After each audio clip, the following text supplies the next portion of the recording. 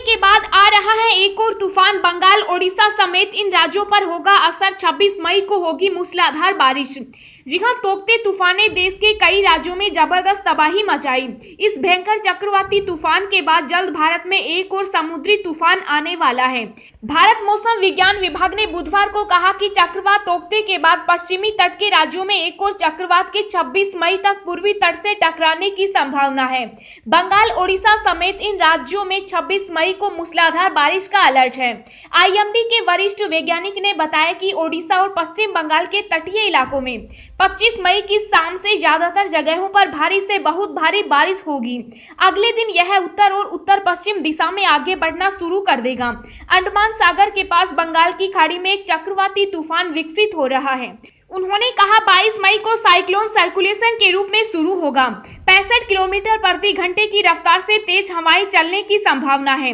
मछुआरों और नावों को 22 मई से समुद्र में ना निकलने की सलाह दी है।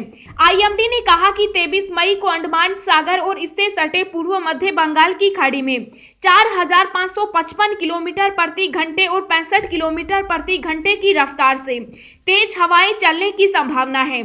यह 23 मई से 5060 किलोमीटर प्रति घंटे और 70 किलोमीटर प्रति घंटे की रफ्तार से बढ़ने की संभावना है और 24-26 मई के दौरान बंगाल की मध्य खाड़ी के प्रमुख हिस्सों में ओडिशा पश्चिम के साथ साथ और तेज आंधी आने की संभावना व्यक्त की गई।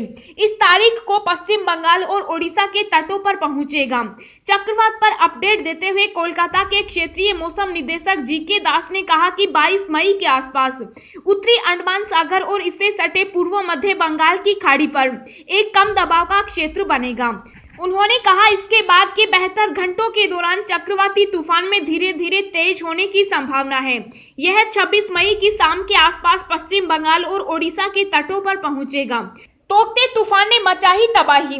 मौसम अधिकारी जीके दास ने कहा अप्रैल मई प्री मानसून महीने आमतौर पर पूर्वी और साथ ही पश्चिमी तट पर चक्रवातों के निर्माण का गवाह बनते हैं। बता दें कि चक्रवात ताउते तूफान ने गुजरात में तबाही के निशान छोड़े, जिसमें से 40 से अधिक लोगों की मौत हो गई और हजारों पेड़ उखड़ गए। इससे केरल, मुंबई और कर्नाटक में भी व्यापक नुकसान हुआ।